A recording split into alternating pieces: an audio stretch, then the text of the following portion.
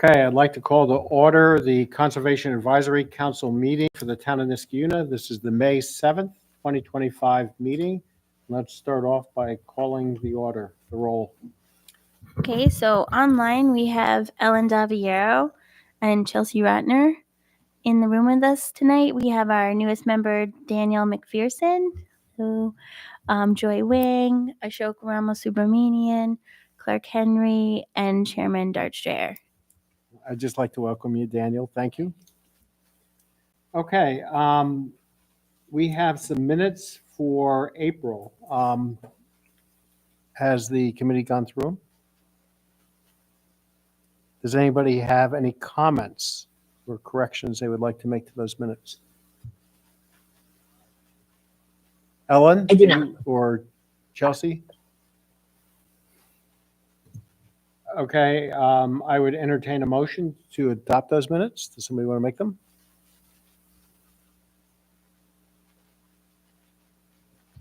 I'll make the motion to adopt the minutes. Okay, do we have a second?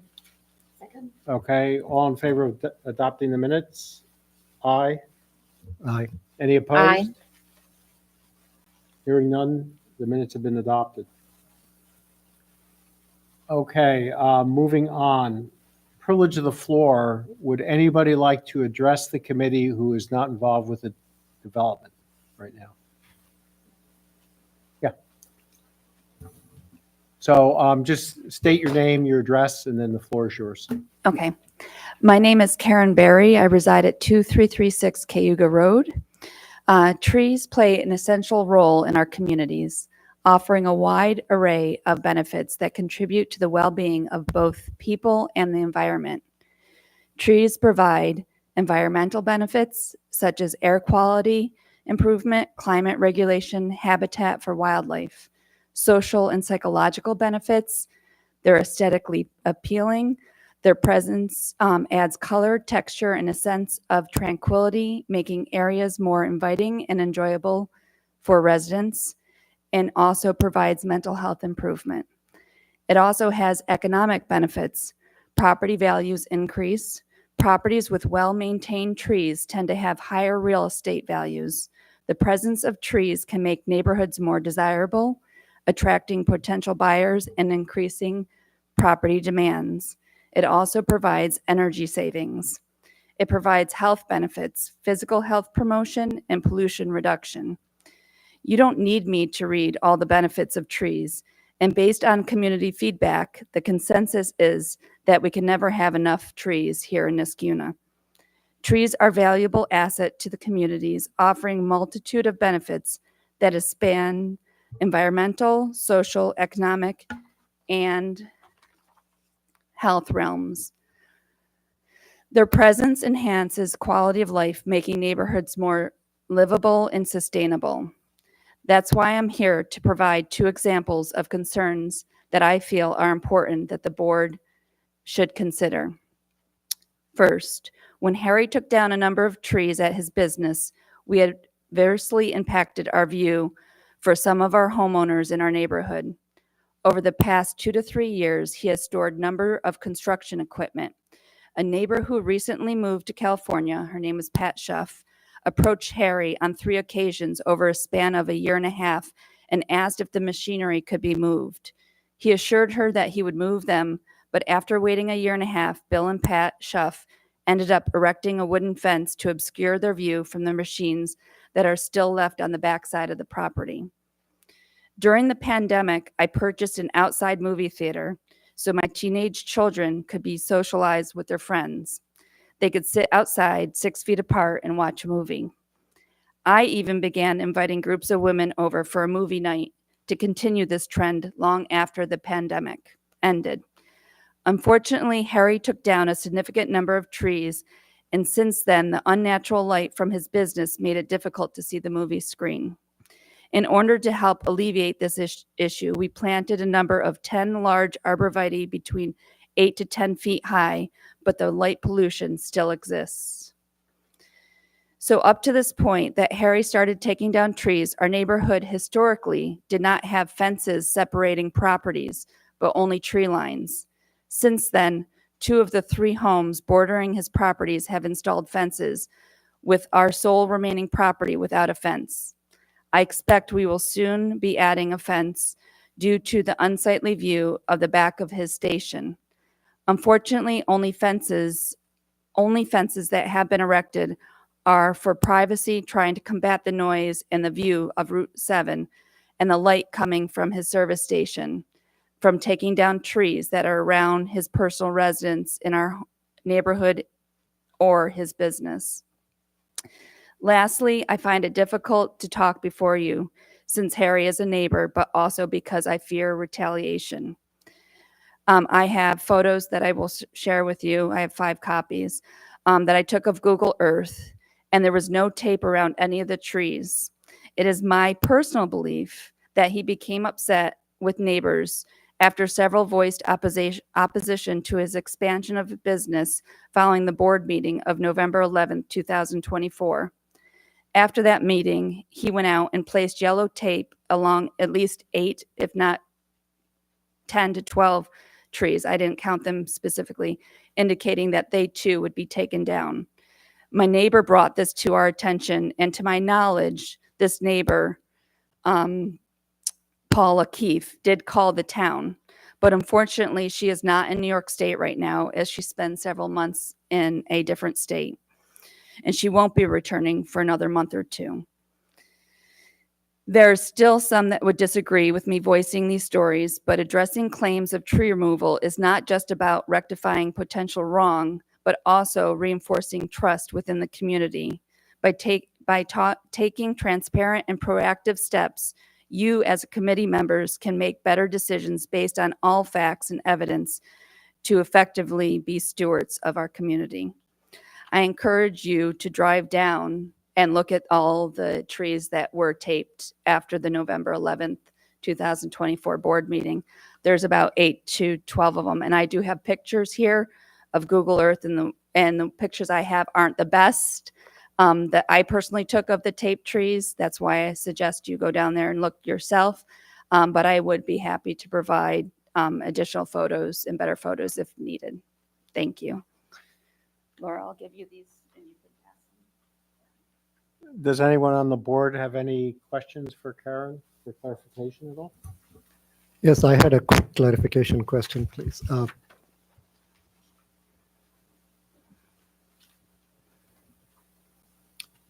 Thank you for coming and addressing us. So regarding the trees that were taken down, I was following your narrative, but I think somewhere in there I got lost. Could you remind us about the number of trees that were taken? 10 to 12, you said, correct? No, about the number of trees that were taken down, I have no idea. There's a significant amount, which my husband has photos that he'll speak upon. What had happened is following the November 11th planning board meeting, where several people got up and voiced concern about any expansion. Subsequent, right after that, he went out and personally taped more trees along Onondaga, about 8 to 12 of them, indicating that they too would be removed. And Paula Keefe did contact the town as well as several neighbors and said he just taped more trees to come down, in addition to the numerous trees he had already previously taken down. Do you know anything about the size and the girth of the or species of the trees? Oh my gosh, he would be able to tell you. He knows every Okay. type of tree. You might have to get up here. Yes. Yeah, if Jeremy you could Ber- just introduce yourself. Yeah, Jeremy Berry, 2336 Cayuga Road. So on the corner of our property and the adjacent lot between the gas station and our property, there's a white pine. That's probably, I would say, 24 to 36 inches in diameter.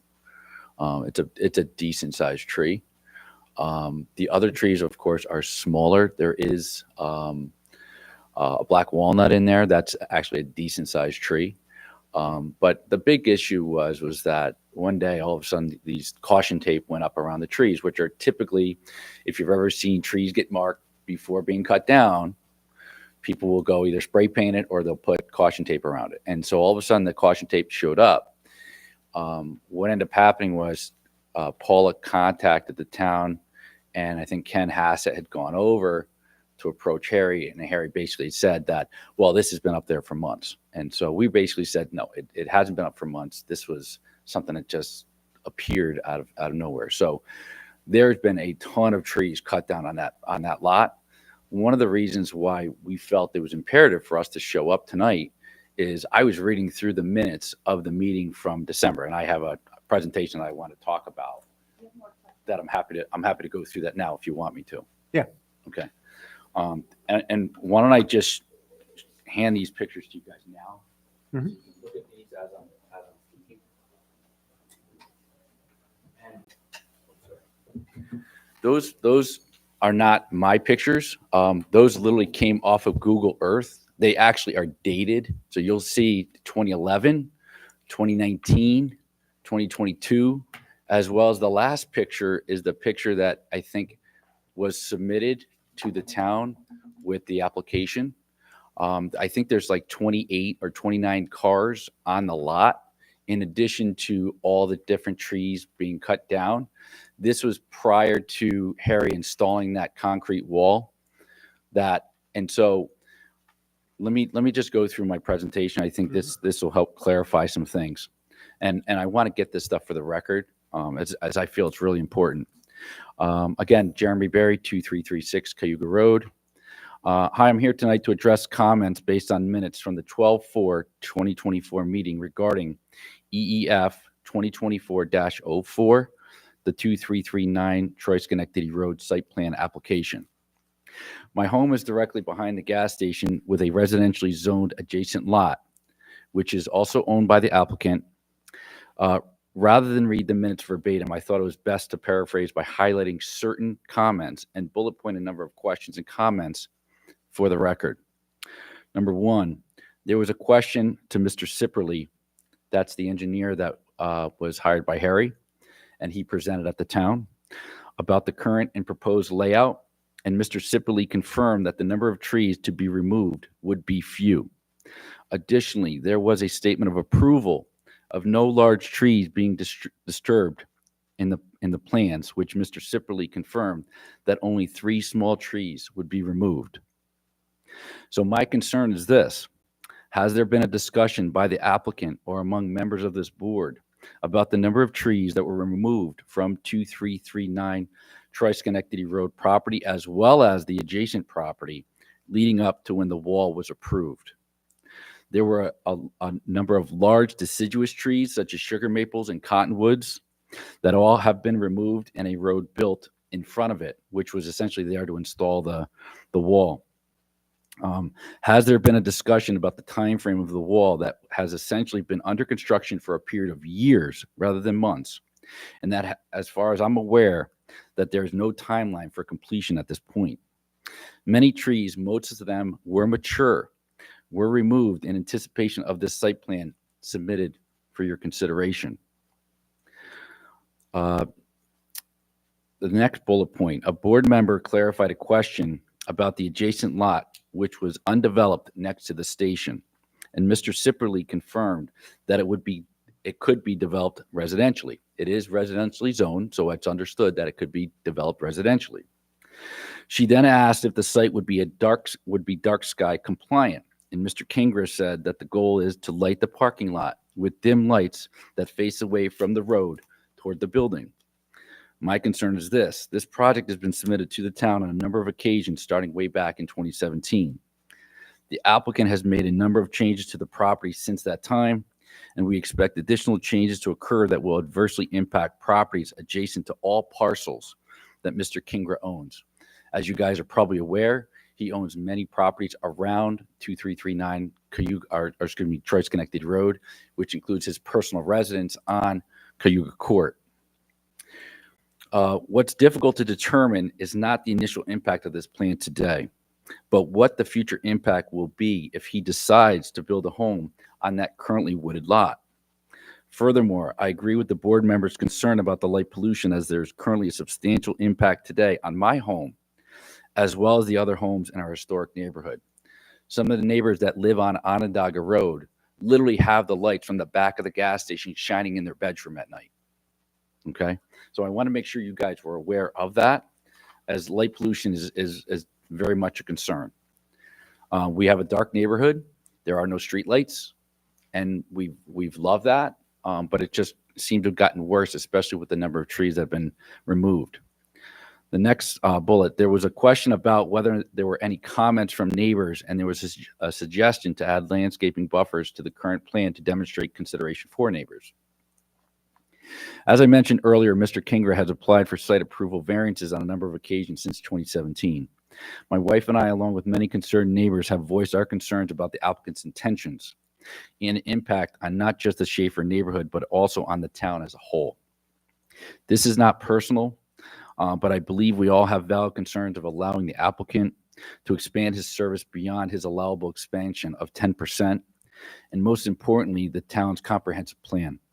The town has received and will continue to receive letters and postcards from town residents about further limiting commercial development on Route 7. My opinion is that we have the town planning, zoning, conservation advisory council, tree council, as well as many other boards to proactively vet the purpose and impact that residential and commercial development can have.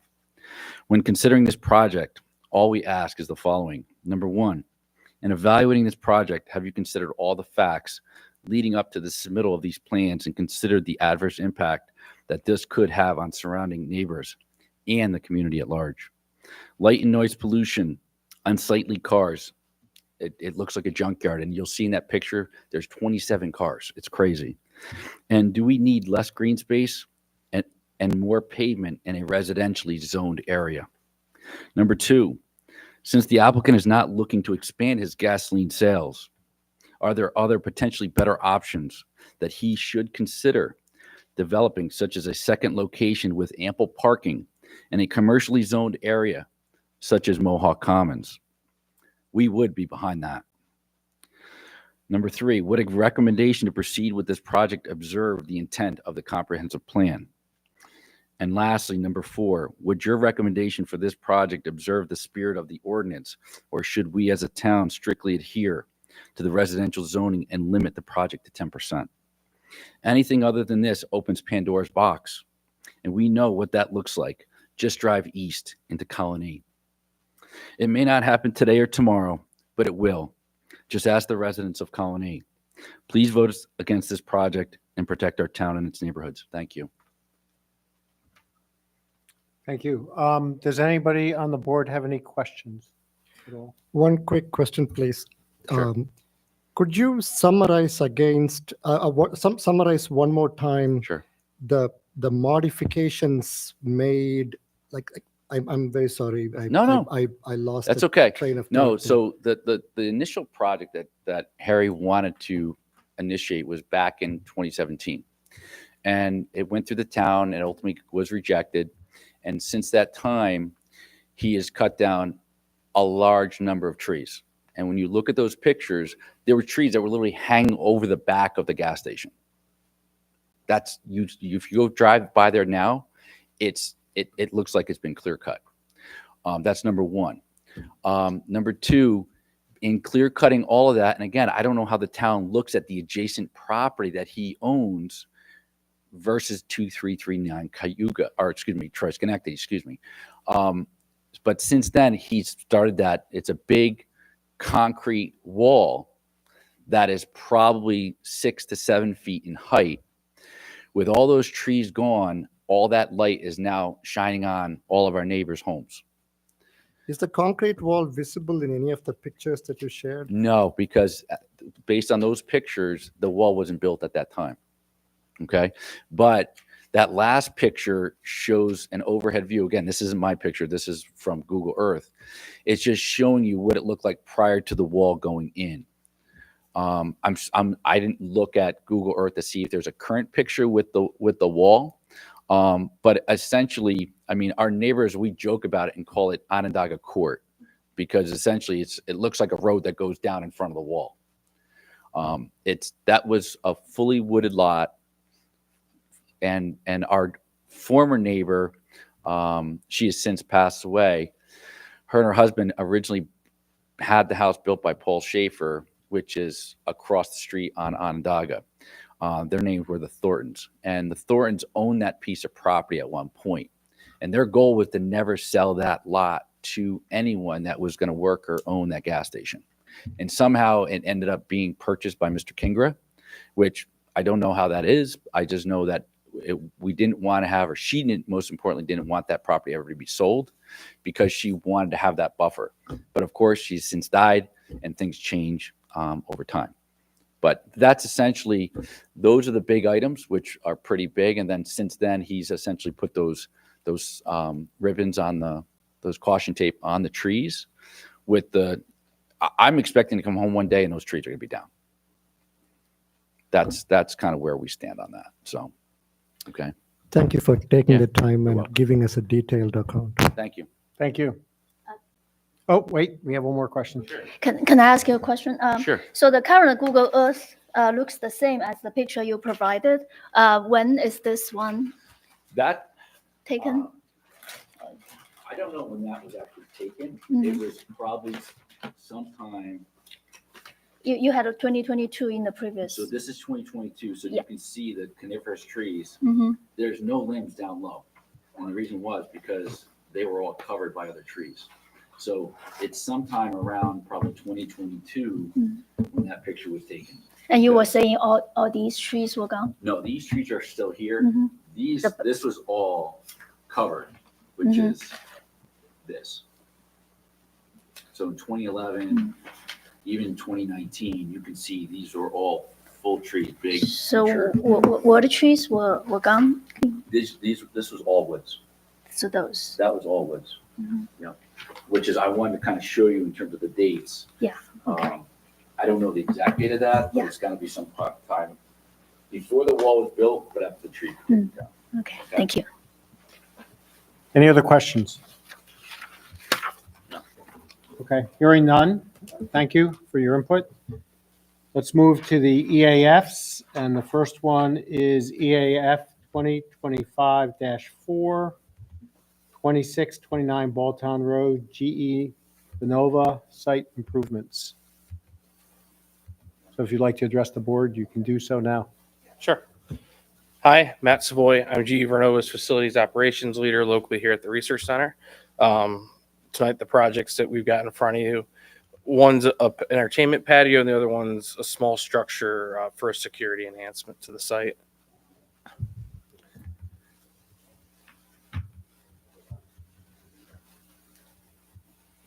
So on the bottom picture there, you can kind of see in yellow where that guardhouse is. It's about 1,750 feet off of Balltown, so pretty substantially set back. We have a pretty large drive into the property there. Utilizing existing pavement, location of that was actually chosen pretty strategically. You can see there's some dotted lines coming from the top of the page out. That's actually already a utility corridor. So we're trying to utilize existing utility corridors, decrease the amount of potential, disturbance, et cetera. Pretty small structure, 90 square feet. It's very tiny. A little bit of concrete, bollards, more from a safety perspective, just make sure everyone stays safe. You see the stormwater management up top there. This piece of this was designed, developed by Peter's team here at CTML. All that's been submitted not only to the town, but to the TDE. And I believe all the comments on both pieces of this project were addressed to the TDE as well. I just have a question. It looks like you have a stub there. Is that stub on the road? Yeah, right there. So that is actually a service drive today. That goes back to where National Grid's connection to the property is. Oh, so that follows the utility lines. Correct. Yeah, so we were looking to just pave a little bit there. That way, if someone's not authorized to come on campus, that's a little turnaround area for them. Preference wouldn't be to have it behind the security gate, but again, existing infrastructure, trying to utilize what we have. So it looks like you're putting the shack right in the middle of the roadway there. Are you widening it, or is it using the same road that's there now? So both. So you can kind of see the existing pavement. I think there's a. Sorry, I'm trying to find it. You're good. Here it is. There you go. You can see the existing pavement. So it's a widening of that road there to allow for that island to sit.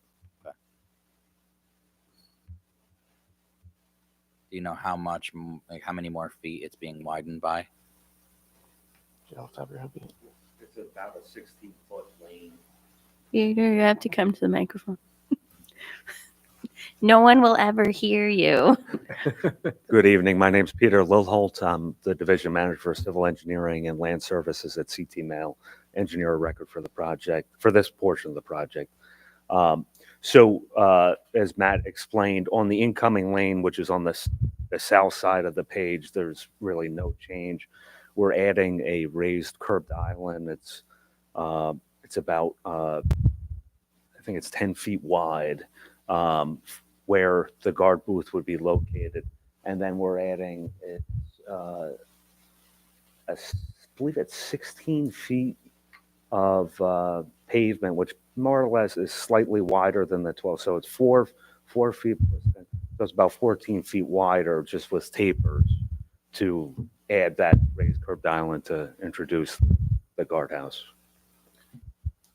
Thank you. So I was just looking at my notes from the previous meeting, and you had, I believe, explained that that although some trees will need to be removed, that it's not major in the grand scheme of things. And then there is a tree planting plan, and you'd also mentioned that you're quite okay with a pesticide-free approach for landscaping, and there was a green roof. So are there any updates on any of those three? Yep, so that's all still Yeah. in the plan. Sorry. No, go ahead. I was going to say, if you have more to present on this, we can just ask all those questions at the end. Oh, I didn't know he was still presenting, so However I'm you guys sorry. want. My No. apologies. No, that's fine, Ashok. I just didn't want to. Yeah, so the generic answer to your question is nothing's changed. Green roof, we're still looking to execute. You'll see that. It's in the middle structure on one of the drawings. Completely right, and actually, where that guardhouse is, I don't think we're taking out any trees actually where that guardhouse is. Yeah, and you see a substantial amount of plantings, and then where this patio is today is really like a grassy knoll, kind of comes down towards those wetlands. There's very few trees at all there. I want to say it was 6. Yeah, so 6 trees we were looking to take down, and there's I think a little over 50 plantings as well as the low beds as well. And I think last time I'd mentioned in some of the low beds, you can see in some of the renders, they're all like wildflower mixes, which really matches the aesthetic of the property. It's actually a really cool property. It's really hilly, lots of flowing, fields, lots of these open wildflower, low type plantings. So trying to kind of emulate that and bring that in here to the patio. And regarding the new trees, has the tree council been consulted and their input taken into account for native species? So I know the documents were submitted for tree council. Yeah, they're looking at them tomorrow. I did look because the tree council has approved the DAC building plantings, and they pulled a lot of similar species from the DAC plantings into this patio. Yep. So I don't really anticipate any problems, but they're looking at it tomorrow. Gotcha. Thank Yep. you. Absolutely. So going on here again, you kind of see the second portion of the project here. This is the patio. To the point earlier, there are a few structures there. You see in the middle, the one with the green roof. That's pretty far in design right now. This piece of the property was designed by another firm, Fuss and O'Neill. Has another SWIP attached to it as well. So kind of page top left, if you will, behind the building there. That's where all the stormwater management practices are.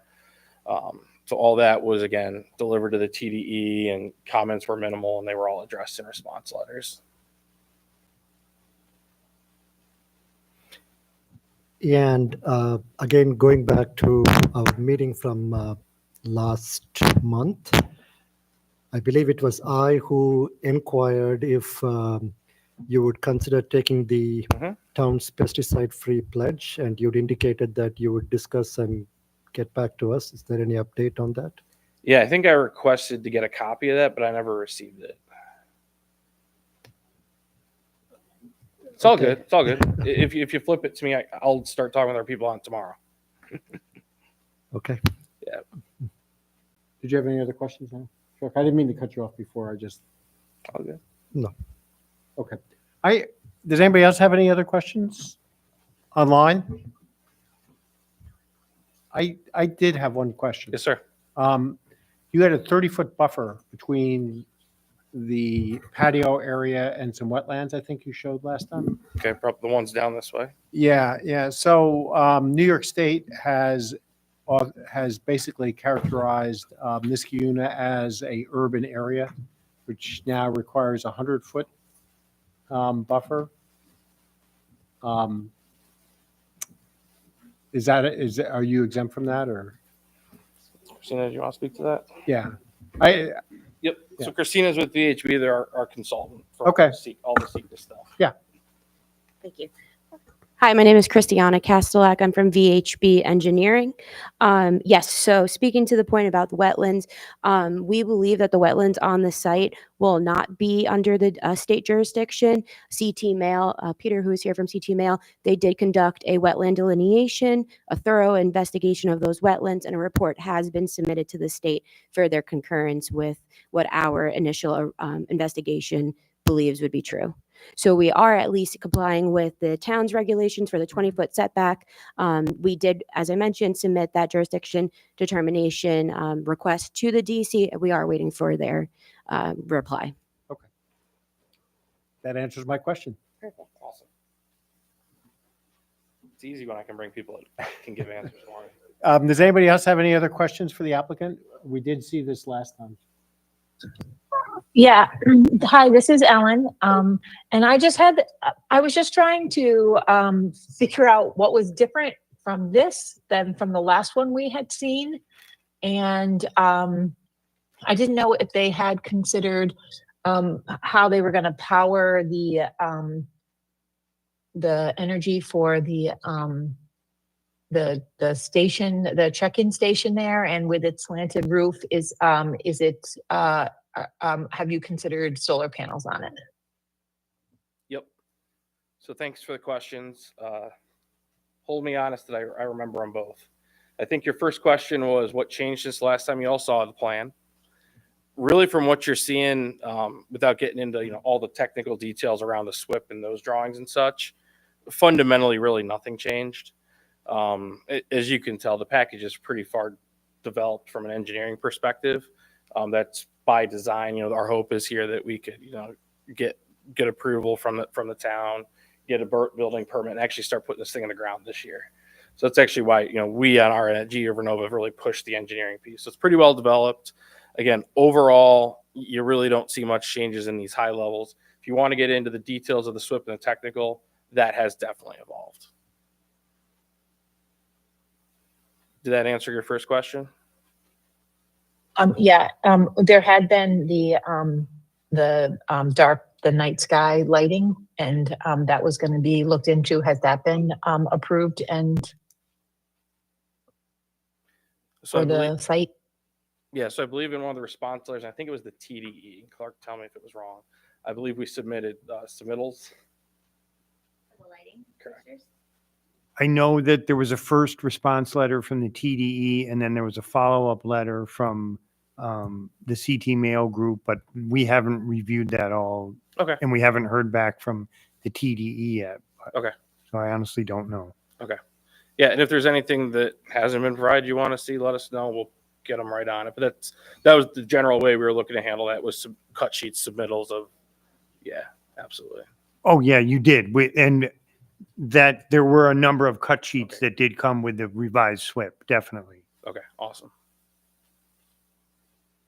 Yeah, and I thought that there was a discussion about the lighting by the guard shack, The bollards? the bollards, yeah. Yeah, so they're all low bollard eye height level, low light levels, but really there for safety. Mm-hmm. Yeah, but yes, that was what we had determined, and then Laura had pointed out that there is night sky lighting that has it's lighting that's marked that way, so that it is even. I assume it's one step better, but I'm not an engineer, so I don't know. Yep. No, we'll definitely make sure everything got. I think the clerk's actually going up to even look. But whatever you don't have, if you need, we will absolutely turn it around for you. So that's not a problem at all. Sorry. And then basic and then the solar panel for the check station. Yep. So the guard house is designed to take solar panels. As you probably noticed, it's a really large property, right? 194.4 acres, I believe, is the campus. Right now, we have the two existing structures and the structure under construction, and then the ones proposed in this plan. We've essentially shrunk the site by moving the security checkpoint so far back, right? We've designed the structure not to take solar panels, but also to be movable. So essentially, I'm looking to build this guard structure offsite, bring it in and set it on a foundation, right? So that if we ever got, in the future, 2, 3, 10 years down the line, whatever it is, and we need to expand the site or we desire to expand the site, that could be relocated. With that in mind, the solar panels, by the time you look at your inverter and your panel sizes, you got to go install for all that. It just didn't make a whole lot of sense because there's not really a lot of utilities in that guard house structure. So to do the very few solar panels you can fit on a 90 square foot building's roof, I'd have to bring 480 power out there, transformers, inverters, versus at a very small structure with the split system, we don't need a 480 voltage, right? You can do everything off 120, 208, small level stuff. So we've designed for the future with solar panels in mind, but it's not currently in the plan for those reasons. Okay, thanks. I do have another question about the property. So I've never actually driven down that road. But as you drive down that road, is that lawn mowed or is that not mowed on the left and the right up until you get to that the guard station or actually even to the buildings? It's kind of a combination of both. It's manicured, I'd say, directly off the pavement. How far back it's manicured kind of changes as you drive, and I'll say goes with almost like a tree line, right? The woods. So there's a lot of untouched, unmowed property, and then there's a strip next to the pavement that can vary in width, if that makes sense.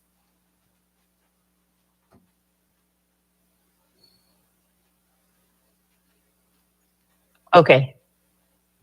So can I just ask, like, Laura and anybody else who's done a site visit, is there room for more like Lomo in there, or planting more pollinators or things like that? I don't. From having visited it, there are a lot of good fields. And some of the old employees that work there, they put up bird boxes and have been managing the habitat there for quite a while. So it's in pretty good shape. The only thing that GE might want to think about, which we talked about at the site visit, is we may be able to add more biodiversity to the wetlands, through volunteer plantings. And you might want to monitor the field, because over time, the nice long fields can then start to become forests, and they have really nice fields with bird boxes there right now. So, but right now they're nice fields. So maybe 10 or 15 years, you'd want to check and make sure that they weren't starting to become early successional forests, but it's actually really beautiful there. Great, thank you. And then, and how are they doing with invasive species? So they have a small amount of Phragmites right at the beginning of their wetland, which I talked to Matt about possibly hand pulling, but mostly cattails. And that's, that's where I think they have a lot of ability to add some diversity. Great, thank you very much. I just wanted to check that, and I appreciate them maintaining Lomo and nice bird boxes and that sort of thing. So thank you. Yeah, Ellen, you've probably met them, but Carol Carey and Amanda Matuzik used to work on this site, and they had their own Arbor Day, and really worked hard on managing the habitats there. They're on the tree council right now. Yes, I know them. Do you have any Thank you. additional questions? Just a quick comment. So, from what we have heard, you've said no pesticides. There's a green roof. You're clearly interested in promoting sustainability and biodiversity. And before General Electric became three companies, the company used to publish an annual sustainability report or something like that. And I've seen sites like the Milan site and some other site like featured as a highlight of somebody doing really good work in the space of sustainability and biodiversity. I request that you advocate internally for the Niskayuna site to be featured in an annual publication like that. It would clearly be a win for all involved, and like we are not hyping anything up. There's like genuinely good stuff being done here, right? So I would that's- love to see that. Yeah. I don't know. I've got the chips in my pocket for that, but believe me, we would love to see that too. And from a corporate standpoint, I think you're Yeah. basically talking about like the ESG reporting stuff, yeah, right? yeah, exactly. What we're doing locally in Niskayuna here is actually getting corporate level attention to the point where we're already starting to influence some of the things the corporations doing globally, which Okay. I think is pretty cool, right? As we look at how, and we're different, right? We've got a whole research population that has sometimes crazy out of the box ideas that are just awesome, right? Mhm. So we have a different opportunity to bring those good things, which we're trying to do. And we are trying to influence from a corporate standpoint. But I'd love to see us featured in like a corporate ESG report. Okay, thank you. Absolutely.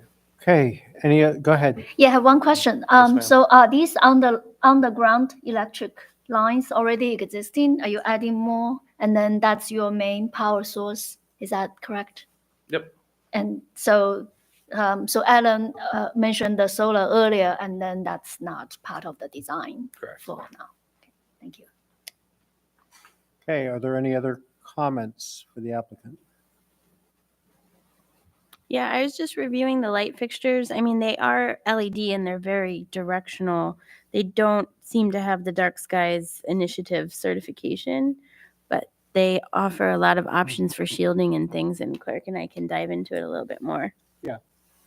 The only thing I would encourage is that we go with the lowest temperature light that is suitable for the need. Yep. Okay. The nice thing about a lot of these LEDs nowadays is actually you can turn them down. Yep. So we actually get a lot of flexibility too with Yeah. these fixtures nowadays. No, just the high temperature lights tend to be very disruptive. And they wouldn't match the aesthetic either if you look at the renders. So I have no concerns there. Okay. And revisiting the pesticides for a minute. So if you just do a simple Google search like Niskayuna pesticide-free pledge, it should show up. Oh, okay. And that literally that's all it takes. And the well, I'm kidding.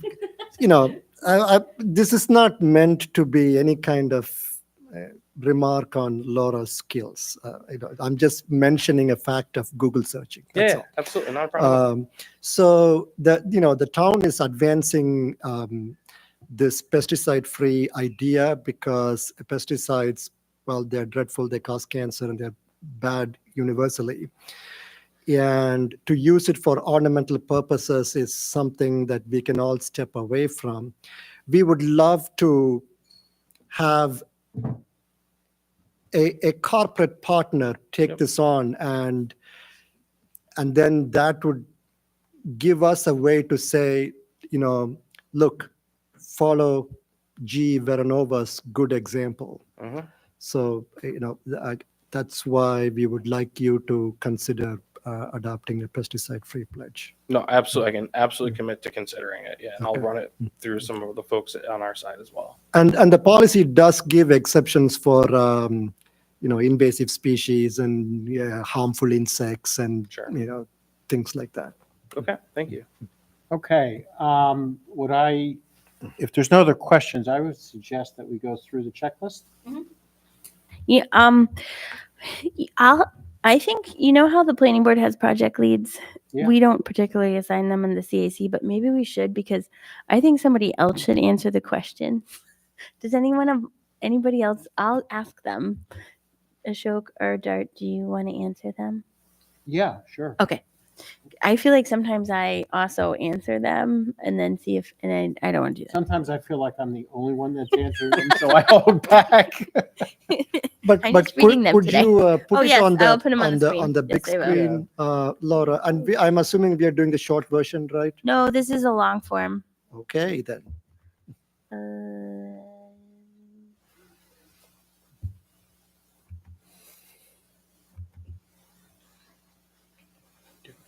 Oh, there's a cause. Could you guys send the cut sheets back? Oh, yeah. Yeah, we don't want to take your cut sheets.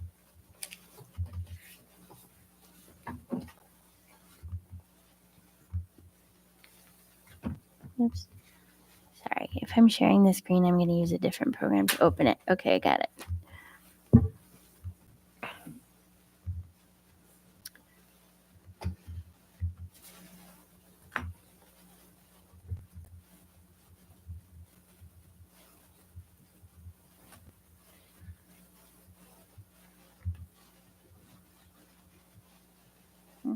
Okay. Impact on land. Would the proposed action may involve construction on or physical alteration of the land surface of the proposed site? And then just as a reminder, no means, no or small impact. And then yes is moderate to large impact. So, there is physical alteration of the land when you add existing pavement and patio.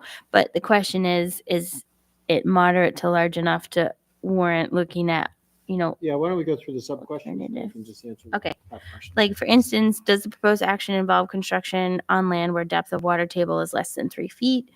Does it involve slopes greater than 15%? Does it involve construction where bedrock is exposed or within 5 feet of existing ground surface? Does it involve the excavation and removal of more than 1,000 tons of natural material? Will it take more than 1 year or be done in multiple phases? Will it result in increased erosion, physical disturbance, or vegetation removal? And is it located within a coastal erosion hazard area? My feeling on this is it's going to be small. When we get to the hydrology part of it, I will make comments, but What about the construction timeline? The 1 year question, or the multiple segments phases question? Yeah, so I could speak to that. Our intention is to execute in 4 months. Gotcha. I think that's a problem when projects linger for years. Okay. So, And can Go I just ahead, ask a Ellen. question? And so then can you, my other question is just about the, I'm not sure if it's in here, but the caveat about the 30 feet versus the 100 feet. And that is, will we be taking that into consideration and the answer that we get back from New York State?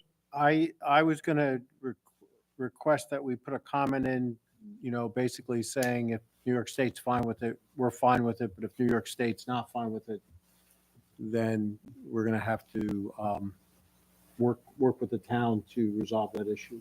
Mhm. I think the New York State, if they come back 100 feet, there's not much we can do about it. Yeah, Ellen, that was my one concern.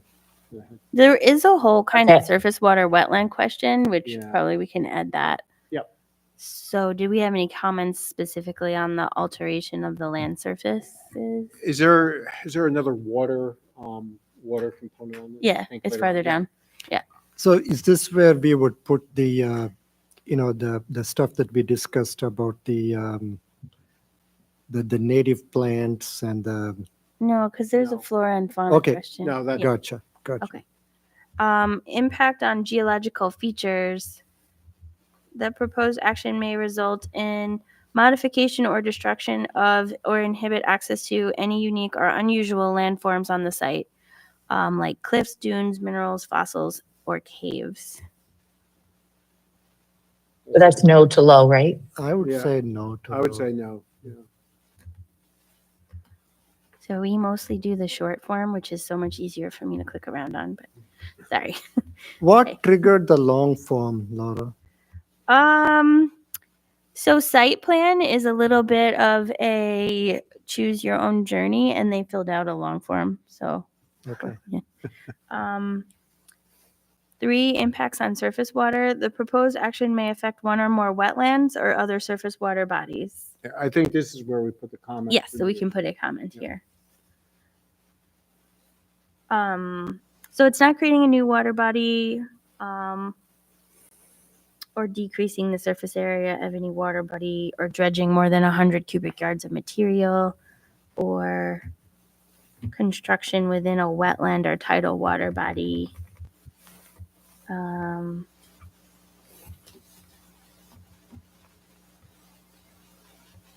It shouldn't really lead to siltation or other degrading of receiving water bodies. And actually J is specific. The proposed action may involve the application of pesticides or herbicides around any water body. And they're working on taking the pesticide-free pledge. So I think it'd be okay to say no, but put our Put comment. the 2 comments in. Yeah. Yeah.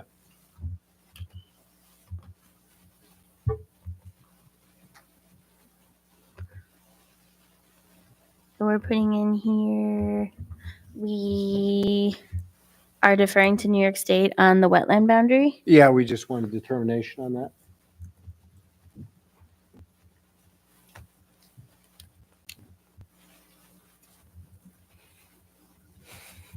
And that they're taking the pesticide-free pledge. Yep. Or going to try. Consider taking the. Yeah, could we get an answer? Like, do you have an idea for when we could possibly hear back regarding that?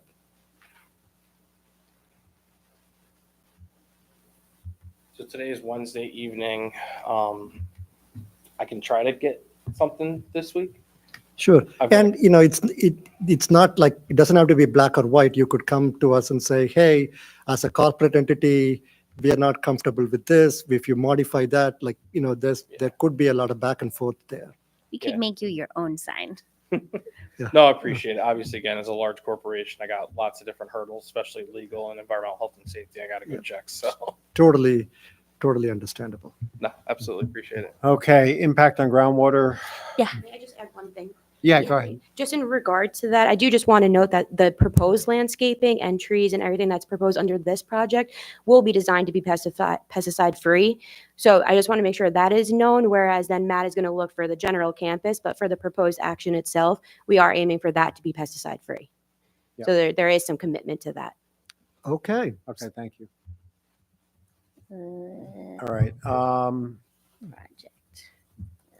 Yeah. Free. Okay. All right, let's. Impact on groundwater.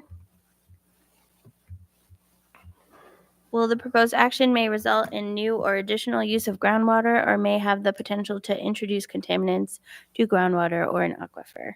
I would say that is very minor, given the use of this project. Mhm.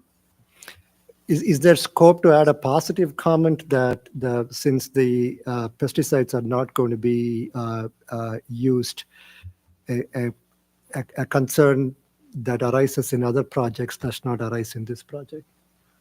Yeah, I think to pesticide free helps. Do we also want to talk about planting the native species and Yeah. everything? Also Yep. probably helps with that. Mm. Okay, I'll make it better when it's done. Okay. Just so I remember. Okay. Impact on flooding. The proposed action may result in development on land subject to flooding. The I town was- has received the SWIP and has looked at the drainage and stuff.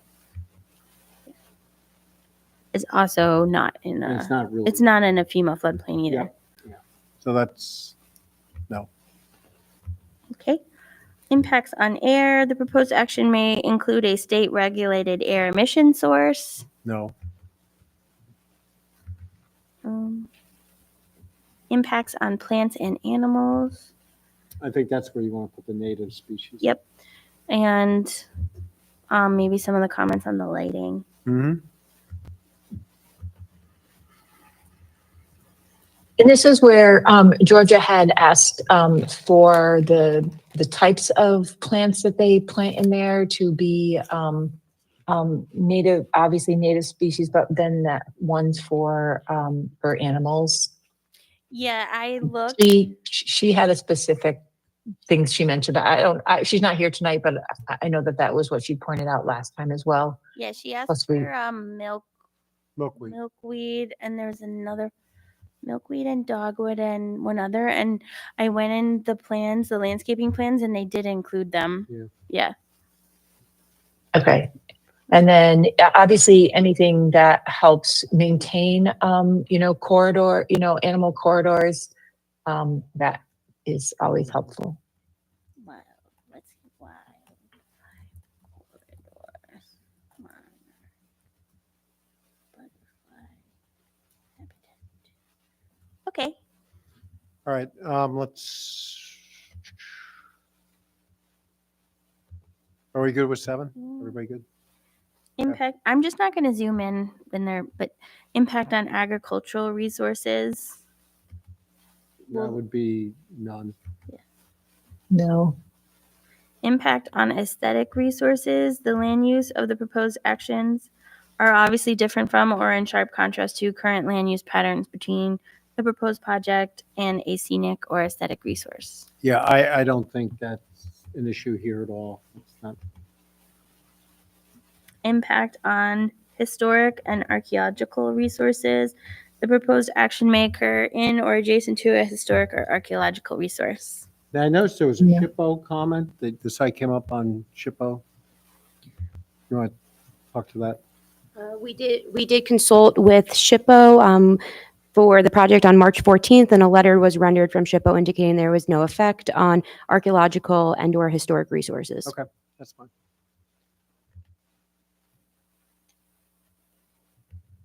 It is very nice to have a seeker person at our CAC. Impact on open space and recreation. Well, the proposed action may result in a loss of recreational opportunity or reduction of open space resource or designated in any adopted municipal open space plan. No. No, actually, it's going to help increase it, right? Or if it's going to be At used least for a as select a, few. as a site for gathering, for community gathering and stuff. Impact on critical environmental areas. I do answer this one for you guys because it's not in Yeah. a critical environmental area. Impact on transportation. No. Just one comment. In the package, there is a couple of remarks a couple of questions from the Complete Streets Committee about a potential connection to the bike path. Was there any discussion on that? Yeah, thanks for the question. That came up in the question. Actually, we addressed it with the planning board on Monday as well. Currently, that property is not secured, so there's no fence line around that property, right? And in this presentation tonight, right, we're looking to put a guard structure on site to have some level of security.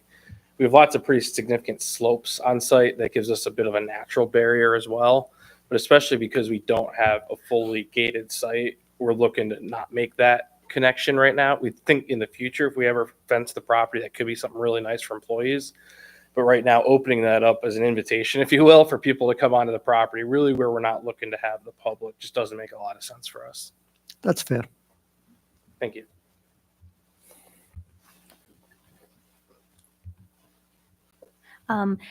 They do have bike racks at their property already. They're inside and they have shower rooms associated with them. Inside bike racks, Ashok. They have an ability for them to get, but the only way for people to bike there is down Balltown Road.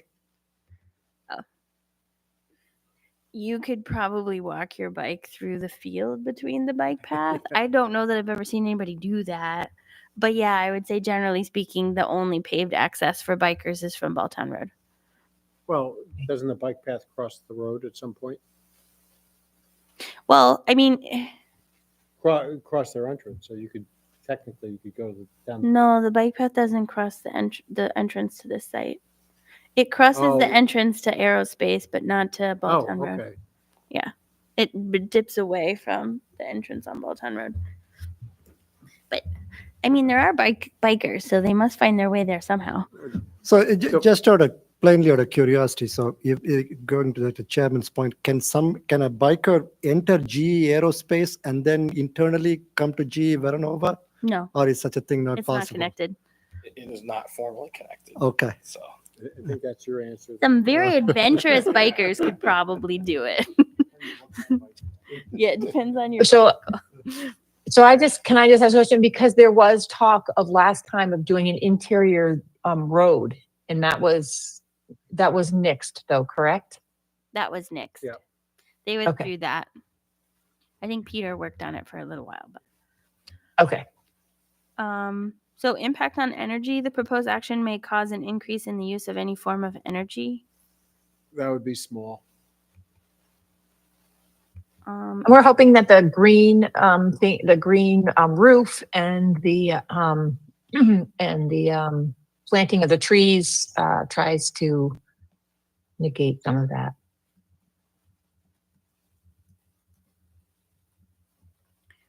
Okay. Impact on noise, odor, and light. Will the proposed action result in an increase in noise, odors, or outdoor lighting? I think the night skies and work to minimize the lighting that we Yeah. previously discussed. And I had a Okay. quick follow-up on this, like the impact of noise, odor, and light. What happens during construction and staging in the 4 months that you mentioned? in what respect? Like lights and noise and, So it'd be day shift operation. We're not looking to do 2 shifts. Okay. So it'd be, essentially call it no night work. It okay, does get dark here at 4 o'clock. It feels like it's in the late fall. okay, But no night work planned, no light towers planned. okay, Typical construction, obviously less than what's going on property right now. okay, gotcha. Thank you. The impact on human health. The proposed action may have an impact on human health from exposure to new or existing sources of contaminants. No. No. Consistency with community plans. The proposed action is not consistent with adopted land use plans. No. it's Double consi- negative. It's consistent. It's consistent. So Clark has a good summary of the comprehensive plan there in the agenda statement. Consistency with community character. The proposed project is inconsistent with the existing community character. Yes. Inconsistent. No. It's another double negative. Well, it's not impacting the community character. So that would be a no. That would be no. I was saying, yes, it doesn't impact. I know. I don't know who wrote them. I am sorry for them sometimes. And so that's your questions. If you want to make any additional findings for the part 3, let me know. Do we want to add any other comments? I think we have the wetlands, we have the lighting, we have the pesticides, we And the have the native native species. species And wildlife corridors. and wildlife corridors. Mhm. Is there anything that we have Can I just covered? Go Can I ahead. just ask a question about the increased number of employees? Did they was that I don't remember that. I don't remember that. No, actually, the overall impact is a decrease in employees to the site. Okay. Because they're Thank you. reconfiguring one of their office buildings. Yeah. That's why. I don't have any other comments. Hearing none, I would consider a motion on this project. I would like to propose a motion, Mr. Go ahead. Chairman. It's a very nice project, and I have no hesitation in recommending this project with a negative declaration. Okay, do we have a second? Second. Okay, all in favor, say aye. Aye. Aye. Aye. Okay, that sounds like everybody, but is anybody opposed? Okay, hearing none, you got a negative declaration on your project. Very much appreciate everyone's time. Thank you very much. Thank you. Yep. Congratulations. Thank you. Okay, moving on. The next, I just have to get my,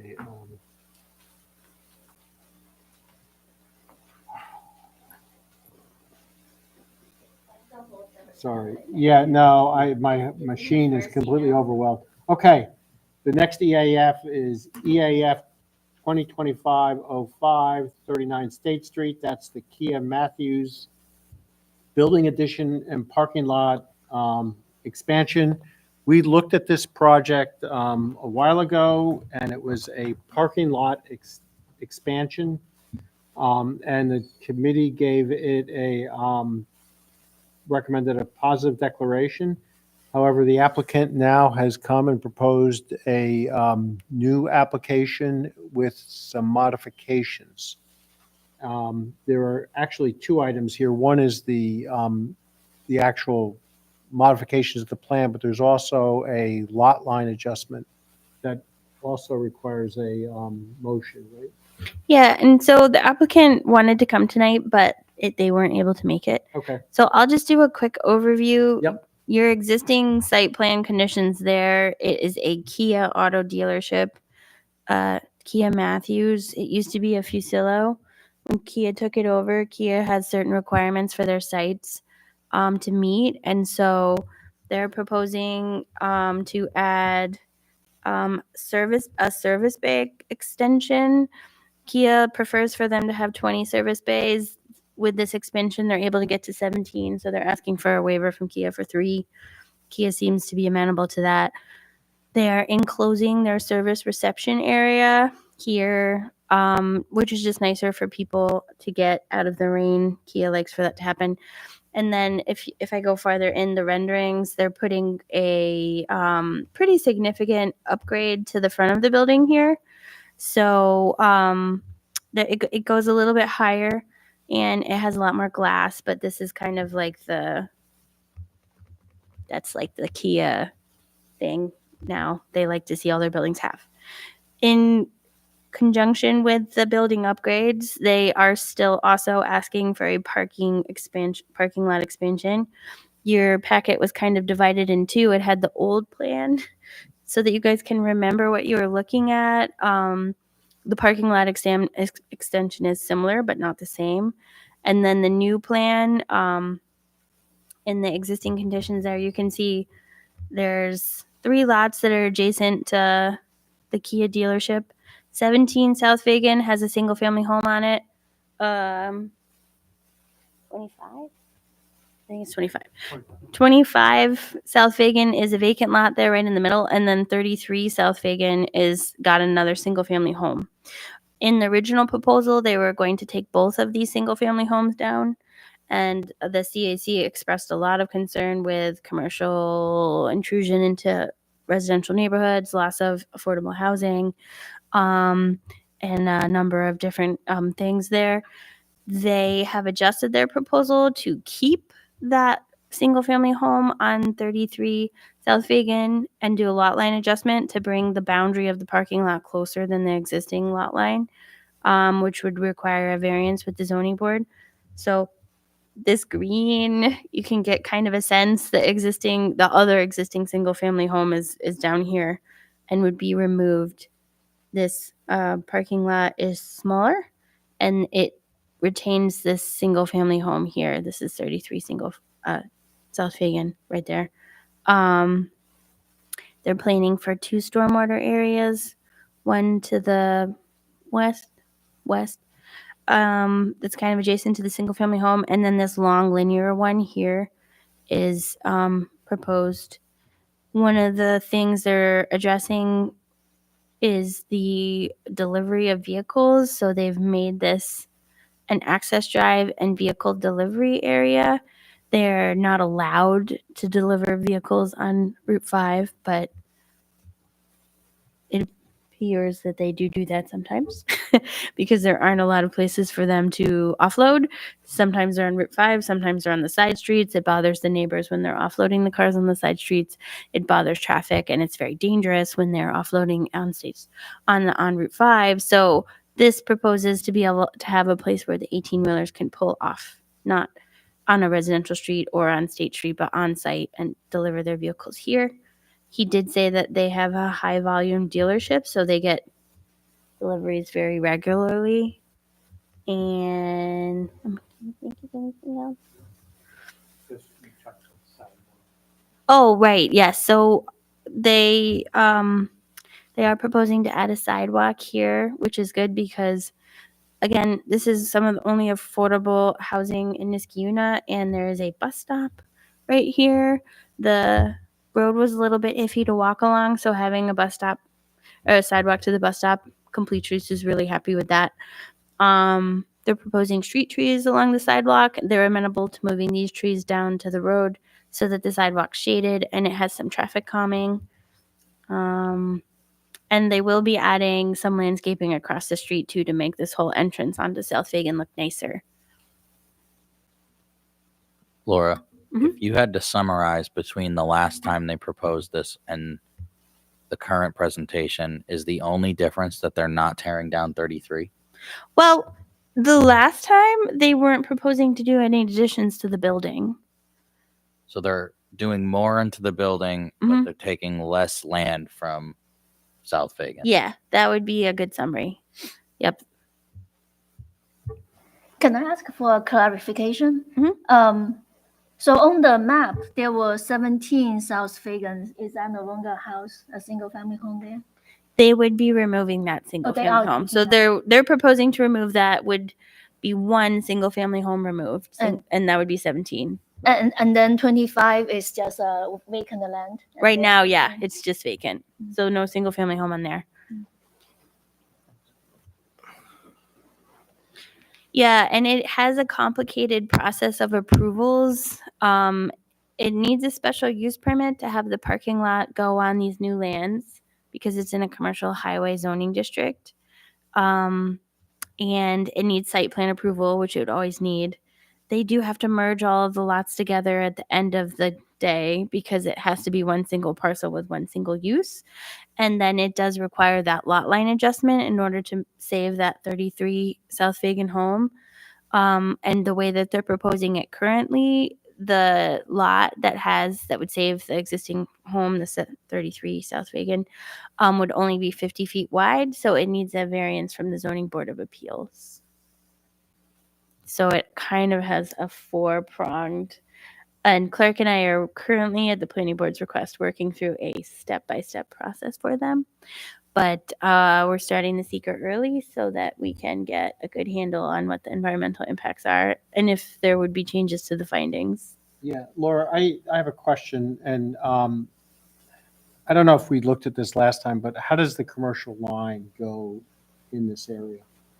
Yeah, so David Diarpino has been very focused on that, and Clark and I have been working on preparing a map to kind of look at how deep the commercial along State Street goes into the neighborhood. Anecdotally, right now it's not bad when it goes all the way to the edge of 33 South Fagan. It does look like it's one of the bigger intrusions into the neighborhoods. But we'll have a map for you guys before you have to make any determination. This is just a preliminary look at the project. Yep. Yeah, no, that's good. Has there been any resident comments? So last time we did get resident comments on mostly from the house here on South Fagan Ave, the one that is across the street, because 17 and 33 are owned by the Kia dealership. so we don't get comments from those. They're currently not occupied houses. We've never gotten a comment from the home that's adjacent to 33 South Fagan, and I don't believe that we've gotten comments from these homes that are adjacent to the parking lot. We've gotten comments from the home across the street who definitely does not like the lighting from Kia. They don't like the deliveries. They get frustrated with the delivery vehicles and commercial enterprises using this area of their property. I don't know if you can see my cursor. This is their, like, it's a driveway for them. So I think they put things up to try and discourage people from driving on it. Like their kids use it for basketball and stuff like that. But I think they don't, and like, noise, light, sound are frustrating. So one of the things we talked about was buffering that property because they currently already feel like the lighting is too much. And so we talked about low lighting if the parking lot was to be expanded. And then the other comment that we have gotten is from this side of Amherst, and it's been complaints about the offloading of trucks and parking on the street, which does happen. Amherst is these houses. Amherst back is up. like the right side of The the right drawing. side, Yeah. Mhm.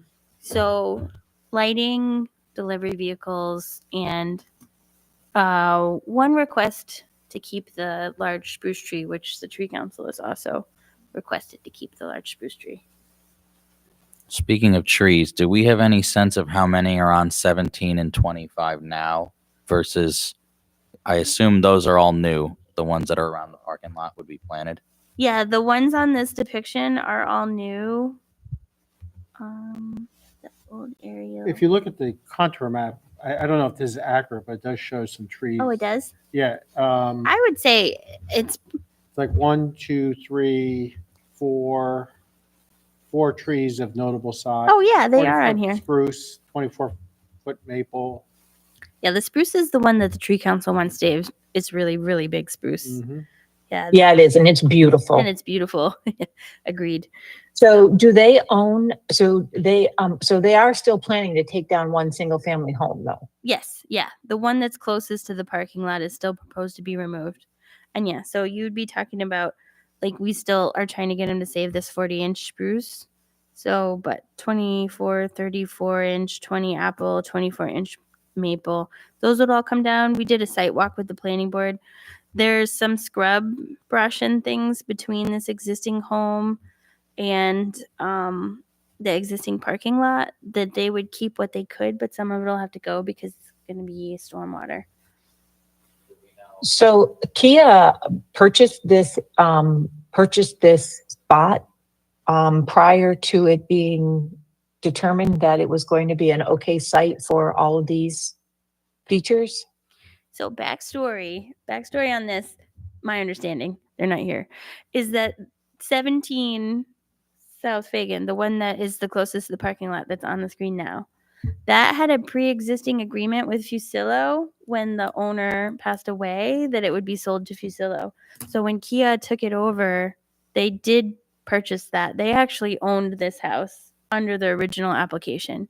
They were under contract on the original application to purchase the vacant property and 33, the farther away home. Those purchases fell through when they withdrew their application.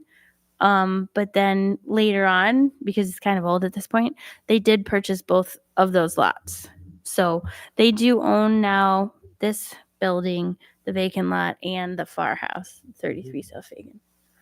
So the town planning board is still okay with them taking down a single family house and putting up a parking lot because they said that they weren't going to do it to 2 homes, that they just decided they were going to do it to 1? Well, I don't think anybody's made. Yeah, I was going to say planning board hasn't done any recommendations, and I'd say that they're just exploring the new plan at this point, and they called for a public hearing to see what the public has to say about it, but I wouldn't characterize the planning board having had any say really at all yet. Okay. And then, obviously the exceptions to the bays and the the expansion of that. So if I remember correctly, the last time we looked at it, it was basically, we were just trying to make a building that was usable and then increase as much parking as we could around it. And now they are increasing the building to something with 17 bays. So is there a reason why we, well, I'm against 17 bays because that's, because it just takes up, I think reducing the parking off on that other spot and putting more parking within the space would be a much better way to go. I'm concerned about the glass on the front, making sure that it is, obviously bird proof, and makes it much hotter. So I have a whole bunch of concerns. Yeah, just to remind the CAC, because to Mr. McPherson's point, what the old findings on this was the excessive clearing of large healthy trees, inability to incorporate pervious pavement, the demolition of any houses on South Fagan Ave could create a dangerous precedent. Lighting could create a nuisance for neighbors. And when you were filling out part 2, you indicated the impact on land was the removal of trees. The impact on groundwater was the area in question had an existing high water table, which could be impacted by the change of vegetation and increase in impervious surfaces. The impact on plants and animals was the flora and fauna may be impacted by the diminished open space. Impact on open space and recreation. Open space would be impacted as large stretches of land between parcels in question would be paved over. The impact on transportation, this was positive with the addition of the sidewalk and an improved plan for new vehicle delivery. The impact on noise, odor, and light, the increased asphalt may exacerbate ambient temperatures, and security lighting on the site may pose an issues for a neighbor in the area. Impact on community plans. The comprehensive plan goals was to preserve the residential nature of this corridor, and they were impacted by the destruction of the 2 homes being removed on South Fagan Ave. And then you also had a concern that the large impact would come from houses lost as some of the most affordable in the entire town. So your recommendation was no pesticides be used on landscape land. You were concerned about the encroachment onto residential lands. Remaining 2 houses on South Fagan would be isolated from other residential structures. The council would feel more comfortable if 1 house were removed as opposed to 2. And you did want to note, and back then, the applicant has been good to work with, and they did remove parking in order to increase buffering spaces. And you did also note, we have talked about this, it's commercial highway zoning. So there are more invasive uses that would be permissible without a special use permit, like a McDonald's and things could go in there without a special use permit. So that was just the trade-offs and the conclusions that you came to at that time. Yeah, Ellen, I think we got to look at this as there's components of the old project on this, but it's actually a new project because it's substantially changed from the original proposal. The original proposal was just a parking lot. And as Laura said, there's a couple components to this. One is just the overall development, which includes the building bays and the parking lot. But then the second issue, at least in my mind, is this area variance that they're asking for from the ZBA, where someone has a proposed use that they want to put in, and they're asking for a lot variance that will not give them the full frontage that's required by the town in this area. So in some ways, we've dealt with this before recently again, the variance. And I think those are 2 separate questions that we have to sort of come through. And I think, as Laura explained, we actually have a relatively challenging task ahead of us to kind of map out the different branches of this project, because there's kind of separate components to it, but they're all interwoven for instance, the lot line adjustment is one component. The town board approving the special use permit for 17 South Fagan Ave and 25 South Fagan Ave to be allowed to be part of the automotive dealership, that could stop by the town board's action. There's several different ways that the project could either proceed or be stopped based on those hurdles. So they're kind of independent projects, but they're all woven together and they all have to mesh together for the project to go forward. Do we have an indication of what this parking lot is going to be used for? Yeah, it would be used They- for sale inventory, I think he Sale said. inventory? Yeah. But as I recollect, last time they came before the board, even the larger parking lot was not suitable for their full inventory. It is, if you drive by every time I've been on site, that parking lot is packed. Yeah, I'm not, Packed with cars. I'm not. Yeah, I'm not So they're suggesting- also they also, if I remember correctly, they have an off-site parking lot down the street. I'm not suggesting that this is adequate for their needs. What I'm saying is the larger lot was inadequate. This lot isn't adequate. And the question that I have is, if you're going to go do a lot line adjustment for this one property that's going to remain the house, if you have a lot that's inadequate to begin with, losing 15 spaces, which you'd probably lose in this, what's the impact to the business, right? I mean, I think that's the connection between the two actions there. I think those are good points, and the applicant, I would recommend everybody go back and listen to the last couple planning board meetings. There have been some good discussions about that. The applicant has been very open in saying they're being pressured to refurbish their automotive dealership, like a lot of dealerships are. I just came from my dealership, driving right in, drop your car off. That's what they're being pressured to get to that level. In doing that, they're taking their existing shortage of parking spaces and making it even worse by losing some to those additional service bays. So they have the additional parking need based on that, plus, as you're explaining, Dart, their need from the project before to try to get more cars from their off-site lot to this lot. But he's openly acknowledged that this will not eliminate the off-site lot. He's doing the best he can to. Yeah, no, and I certainly understand that, and I'm appreciative of that, but I think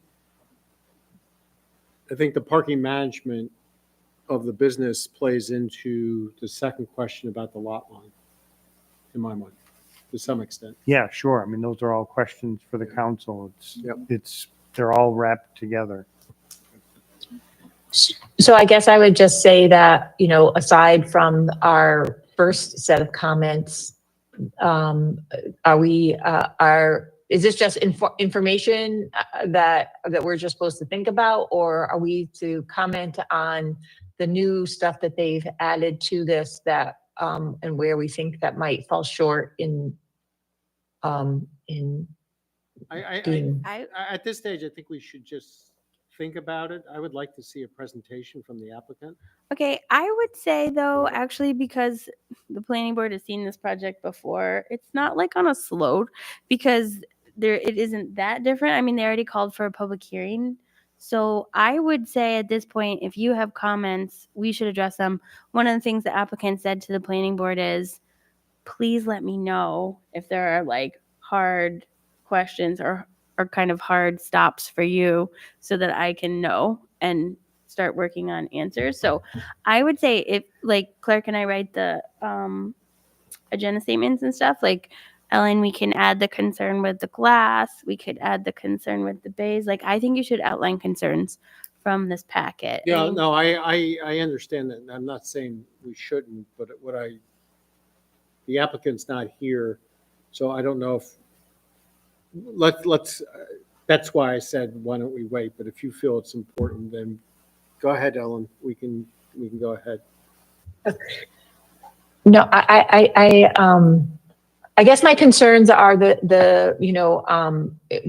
I was reading this, I understand that, Kia wants this, the 20 bays. And that the person is, feeling pressure from that. And I understand that, but I guess, I'm looking to do the least amount of harm to that one house. I would prefer that we don't knock down a house. And that we try to keep that house. And then I'm very concerned about the people that live on that street. And I like the drive, the ability for them to, obviously pull in a big vehicle, but I don't know. So that means that they have to, I guess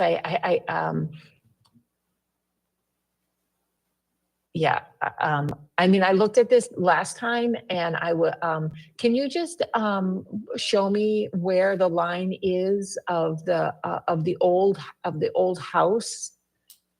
And can they, if they own that house, can they keep that house, but then still have part of, be able to have be able to pull those trucks in off of the main road?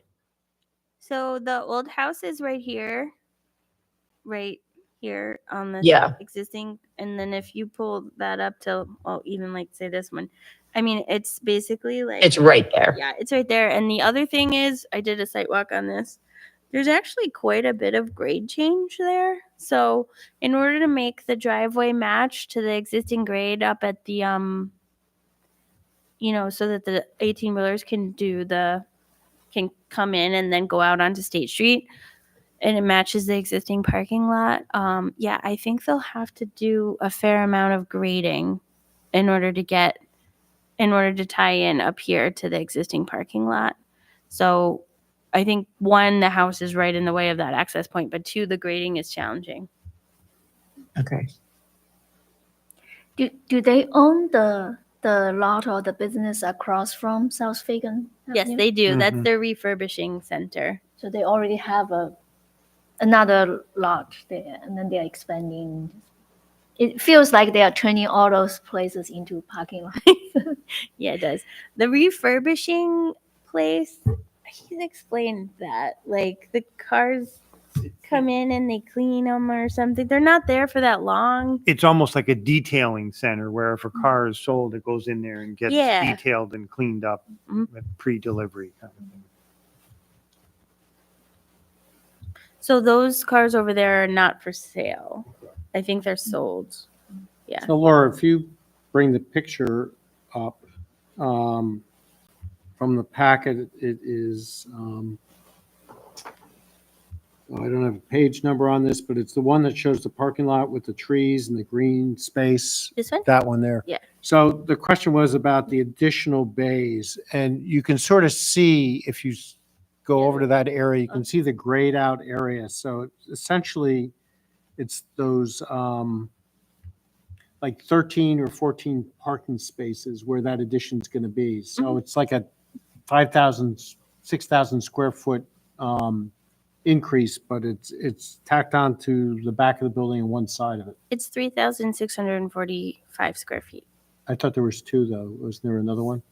Well, the proposed service reception area. It's grayed out in the front here. too. Yeah. Okay. There's actually already a service reception area. It's just not enclosed. So that Okay. isn't a whole lot of change in square feet. So then we're talking about the 3,600. Yeah, you're really talking about Yeah. 3,600. Yeah.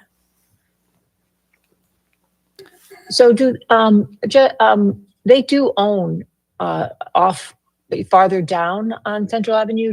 Is it just a parking lot that they own that they park their cars in, or do they rent that? Does They anybody don't own do it. we? They rent it. They rent it. Yeah. Yeah. And he indicates sometimes that he gets worried that that's not going to last forever. But Okay. I was just wondering, so, just because maybe, I mean, Mohawk Honda has done this where they have, their whole entire, they have, their big site where all their cars and everything is parked, but then they have their detailing and, it's just a little bit farther down the road. They have a separate site that does specific things like, if your car gets hit or all their detailing. If you get a scratch or something, they have a separate location that you go to get your detailing. And while there is right next door to each other, maybe they should, anyways. It would be lovely if they could use that to expand their parking for just this business. So I guess I'm just going to go with my concerns of, the house.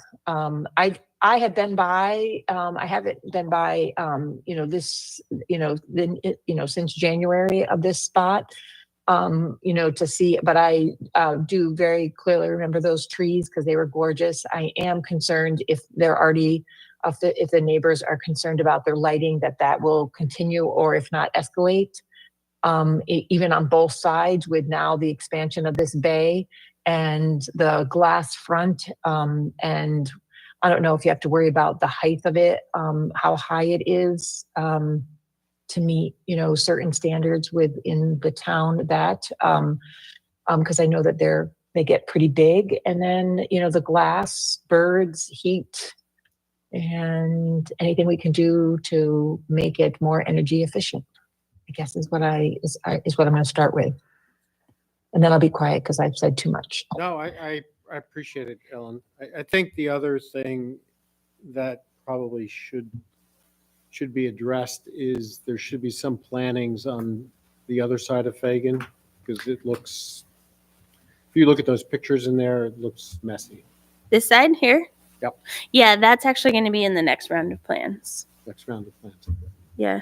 So I wrote down least amount of harm to neighborhood, try to keep both houses. Concerned with impact to neighbors, use detailing area to expand parking, bird safe glass, heat from glass, save existing trees, concerns about lighting increase, and make more energy efficient.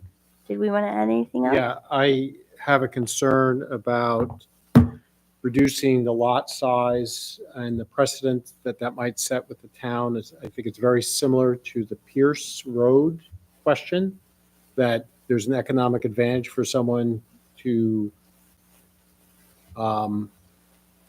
ask for this variance, and it's a self-imposed hardship. It's not a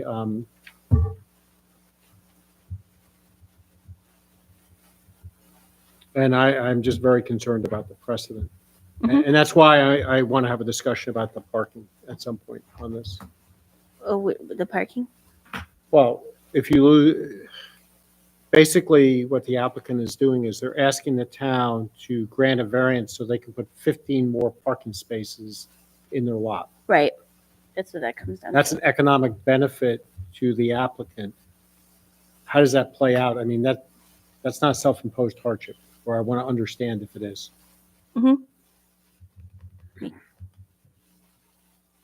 Laura, can you add to the trees comment that you wrote down? I'd like to hear the number of trees being cut down in this plan versus the number of new ones being planted.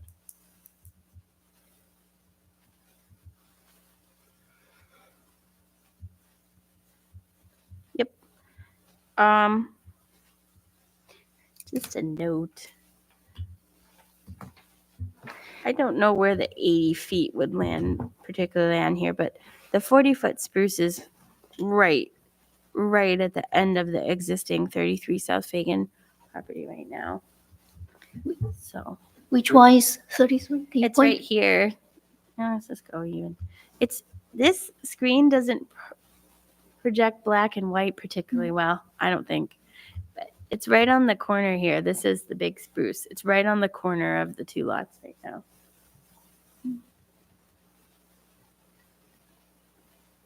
What threatens that lot, if they reduce that lot size, that tree is in the way. Yeah, the planning board asked them to look at last project. They had a cutout for the spruce tree And they asked him to look at that again, but they're getting a certified arborist not affiliated with a tree removal company to look at the tree. And in their proposed drawing, they are proposing to fence that house, 33 South Fagan, in their.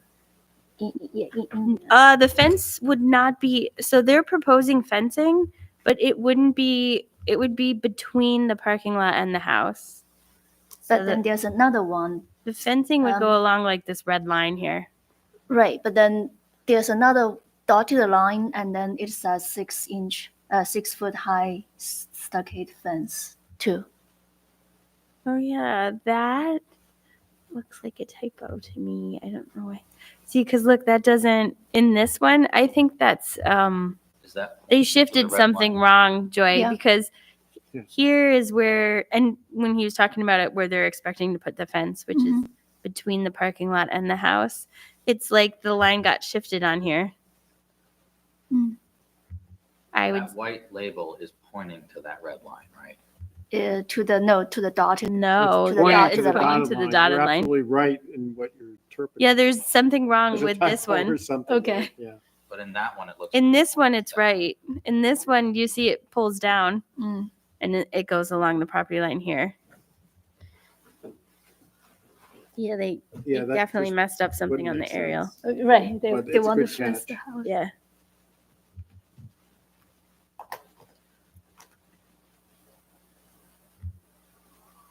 Anything else? So, yeah, just what's the order here? So we're going to have a public hearing on this entire project Mhm. before the ZBA makes their recommendation? Yeah. Or is there a it's very- separate, is there a second public hearing for the ZBA? The ZBA always holds its own public hearing. Right. Always. So, So the ZBA will hold the public hearing solely on the lot line adjustment because that's the only thing that it can control of this project. right, but I'm wondering why, because the ZBA's decision has a impact on this project. I'm wondering why we're having a public hearing on the project. Because if the ZBA comes back and says no. Yeah, then the project we changes. discussed this for like 40 minutes at the planning board meeting and our attorneys got involved. There's like, it's like a chicken and the egg thing. Because they can do the lot line adjustment independent of the special use permit.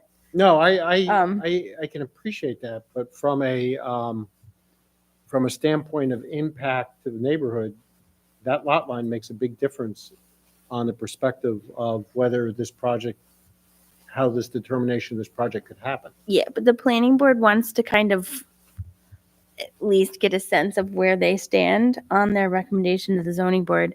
Because their recommendation to the zoning board on the lot line adjustment largely depends on how they feel on the special use permit and site plan application. Does this committee need to make a recommendation? Are we going to meet again before the ZBA meets? Absolutely. Okay. When is the public hearing? May 19th. Is that the ZBA one or? the No, planning board. So the ZBA would be after, yeah, it would be. They haven't next one. even, yeah, Clark and I haven't even done a denial yet because we're still kind of feeling the Oh, way through the okay. site plan. You know, it's just like, for instance, they submitted a thing like, how many parking spaces would you lose? The planning board doesn't have that information yet. They want to see what the public comments are on the new proposal. They want to see what the changes would be if there were no lot line adjustment, and they'll kind of work through that before they make the recommendation to the zoning board. Theoretically, this could go to the zoning board in the end of June. But the town board would not make a recommendation on the special use permit until the ZBA, No, they wouldn't. right? Because that would be really weird too. I do think that the planning board discussed that too, and they felt like that would possibly be tying the hands of the zoning board. Yeah. But the planning board wanted to get a little more input and a little more planning and feeling out options and alternatives before they made a recommendation to the zoning board. So as I understand it, the public hearing would be on the project as proposed. Mm-hmm. And the planning board wanted to get some feedback from residents and neighbors, et cetera. But then theoretically, if the plan changed enough, they could have another public hearing. they can Right. multiple Yeah. public. Yeah, no. So the public hearing right now is just as proposed, which is the 50-foot wide 33 South Face. Yeah, I was just Yeah. sort of getting tripped up on the second EAF, and that if You and everyone else. it gets weird in my mind. Sure. It's okay. But we can drop this. It is. It's like a huge circular logic chicken and egg Well, question. I actually don't see, I see a linear path here, but the way we're going about it is circular. You would just go to the zoning board. I would go to the right zoning away. board Yeah. first, because without that, you don't have a project. But see, the planning board is like, the lot line adjustment is so tied into the special use permit. There is no reason for the lot line adjustment without a special use permit. That's why they keep Well, circling back. there's not actually.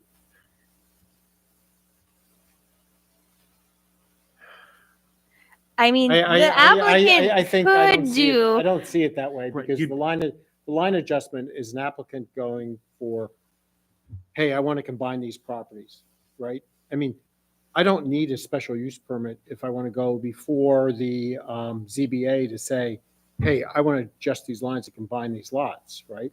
And really what the ZBA is going to look at is, why is there a hardship, right?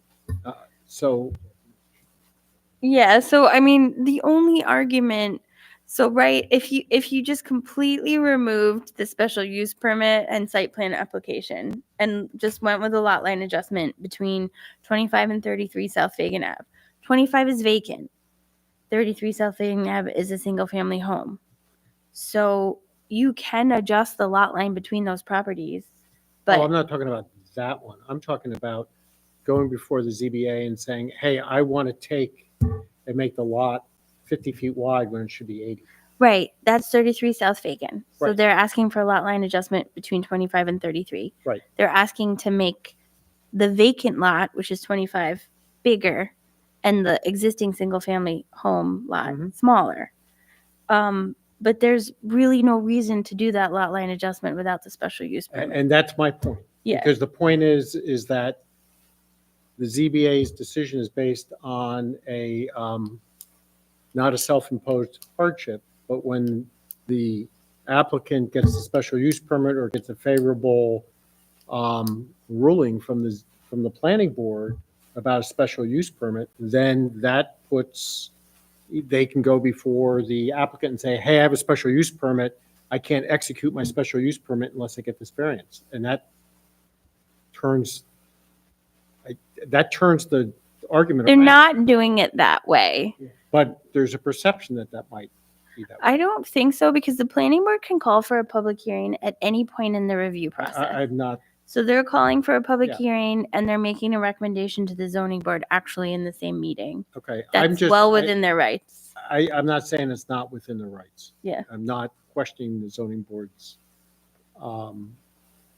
motivation here. I'm just raising the issue that, to me, this seems procedurally out of order, and I guess I am expressing a concern that it might put undue pressure on the ZBA. Okay. And we can just leave it at that. Let's- Yeah, we can bring that concern to the attorneys. Is it- We did discuss it before too. Yep, That The concern- concerns are on all levels. That Yeah. concern came up and was discussed at the planning board Okay, meeting. I just want to raise that concern. Yeah. Okay, We'll let's move, follow through with let's move on. It's getting late. Okay. Does anybody else have any comments about this project?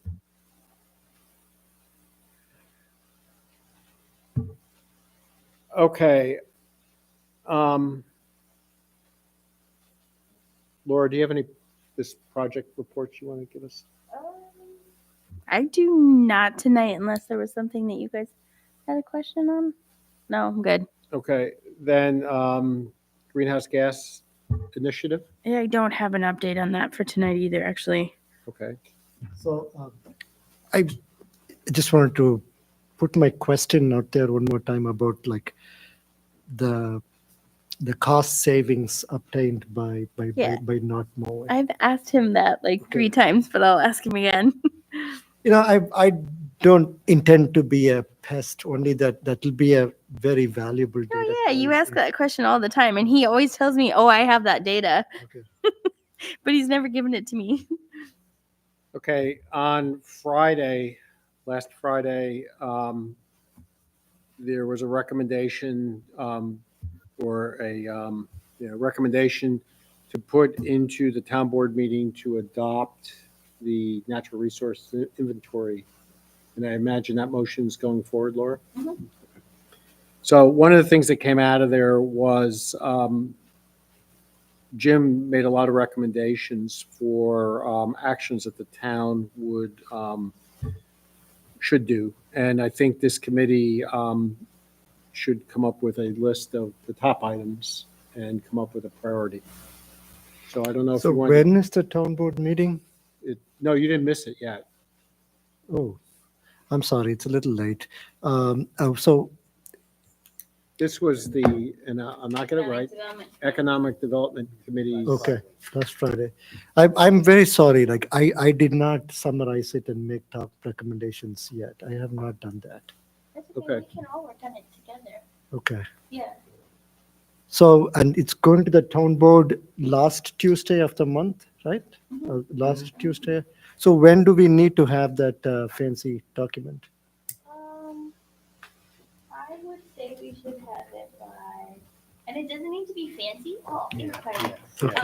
We're just talking about like a one pager that like has the top 10 hits. Okay, I'm very sorry. Like this was on my list of things to do from the previous meeting, and I did not get Yeah, to we it. should probably have something to them by the 20th. Is the town board open to adopt all? Well, they're going to adopt the plan as written, but we should provide them with a list of what our top priorities are. Did you say May 20th, I Laura? think so. I mean, if we can do it earlier, that's The challenge is, the list is Okay. big, Yeah. and Okay. if we can pick some top items and put a Yeah. priority on it, it's a higher chance that something will get done. Yes, agree. It's not. Human Leaf beings Street like does top the 10 same thing. lists too. It's just a good way to interact with our minds. May I please ask for a volunteer or two to assist me? Well, yeah, we can. I would like to get a preliminary list and send it out to the board for comments. Yeah, or even like, I think, did I send you the link? I uploaded the NRI, It's there. right? It's Yeah. there. So you guys can read it. I mean, maybe read through it and send what you think should be your top 10 comments, and then we'll combine them all Yeah. and see, what overlaps, and then make a final list. Yeah, Jim also has a shorter version which has all the recommendations. He does have it is like 10 pages. Yeah, even I mean, if you want to, I'm very comfortable with like someone making suggestions and then us going. Yeah. through it. I'm perfectly fine. And we with can do that all via email. Like we Yeah. can just send each other like some of the things that we liked about it. Even if you just read the first 10 pages Mhm. and then just like, concentrate that down to like bullet points. And I'm sorry that we have to concentrate such a beautiful thing down into bullet points, but we really should. that. No, I agree with you. Okay, all right. I can get the ball rolling. Okay, I'll help you, Ashok. Just Yes. remind me. We can ping each other. Okay, Okay. outstanding. So can I text you, Laura? All right. Ongoing initiatives, land preservation tools. There is a list out there that I put together a long time ago. I have not done anything with it. That's okay. Pesticide outreach, Well, we just spoke to G. Veronova. we did. Well, Ellen, how many signs did you sell at Arbor Day? You had some people, didn't you? Yeah, so I was at Arbor Day with representing the Conservation Advisory Council, and so I did LOMO, I did the pesticide free, I talked a little bit about the NRI, composting, and I think those are the main hits. And so we sold a couple of pesticide-free signs. Lots of people I think we have more people that are not using pesticides than we have who have purchased signs, obviously, and signed on. But just going to continue to do it. I do have a couple of dates to go to the farmers market this summer. And I guess while I'm talking, I'll just roll right into composting. So they are gonna, Kayla had to close the composting over by the senior center just because it had frozen, but she has reopened that. So and I'm gonna be helping her monitor that. And I also have a contact with somebody to try to create a composting drop-off at our Schenectady farmers markets. And I have a meeting with somebody either tomorrow or next Thursday. I don't know which date the person picked. So we have that going. And I think that's it. Okay, thanks, Ellen. Quietness unit, did we have any outstanding items with the town's purchase? Yeah, we're actually still missing the pole saws. So Trish is going to truck down to Home Depot at some point. We have like 80% of it delivered. And the highway department has already told us that the batteries don't last very long. So they're having to order more and bigger batteries, which is a little unfortunate because it would have been good if everything just plugged and played and they were like amazed by it. But they are going to try the bigger batteries and they are working on it. So I very much appreciate that from the highway department. Okay. I have one comment. So all these battery powered things, the batteries also create some environmental downside. Mm-hmm. Yeah. I'm not an expert on that. I believe that the balance is in the favor, but if you do research and you tell us otherwise, I'd be happy to look at whatever you find or know. My understanding through Vicky and John Marr was that this is still a better way to go. I think. Yeah, I believe that is the same. Plus, I also know that I know that they have specific brands that they bought their batteries from. But Yeah. recently, when I was at the Ace Hardware up here, they are running specials that you can, if you buy something, you can get 2 free batteries with them. But I'm sure that doesn't probably apply to the brands that they have purchased if they purchased. Well, and they usually give you the free batteries. Like the guys, they need like the 12 and 16, like the big batteries to be going for hours and hours. They do have the remote charging stations, but they definitely seem to need the bigger batteries. I think the same question about batteries comes up with electric vehicles. And my understanding is it's still better to have an electric vehicle. But I mean, I'm always happy to read data. I'm definitely no expert on batteries. Okay. So we definitely could use a volunteer within the Conservation Advisory Council who would like to take up just the ordinances and what that looks like in our town, and to be able to try to set some structure around when companies can use the big blowers. I know that Laura had mentioned in the last meeting that there are some municipalities in New York that have had success with this, and we just need somebody who's willing to just come up with the language and to find it in our town ordinance. And to do that, if anybody is interested, that would be very helpful. I'll give it a shot. Yeah, actually, what you need to do is find a New York State town and then just look at their ordinances. There's a couple of them. A lot of them compare are it, on Long yeah, Island compare and it. Westchester. Yeah. Okay. Yeah, well, I thought, Laura, you when down we to had talked about this quietness, Una. before, you had a couple that you had Thank said, had been, Laura had been, had withstand some tests of being applied to the law. Yeah. I just, when we were looking at the short-term rentals, I think we borrowed from other municipalities to do that. Yeah. So I was just letting you know that's perfectly fine. Okay. Wildlife corridors, George is not here. Unless somebody else has an update. we could go to the sustainability checklist and It does still have outstanding items. Simran is going to be my intern though for the yeah, I think yeah. we So talked about that last. I think we'll finish that up in the summer. Okay. Okay, that leads us to the end of the docket. Are there any other discussion items that we should discuss tonight? Okay, do we have a motion to adjourn? I make a motion to Okay, adjourn. I second that, and I thank everybody for attending. All in favor of adjourning, indicate by saying aye. Aye. Aye. Aye. It was kind of quiet over there, Chuck.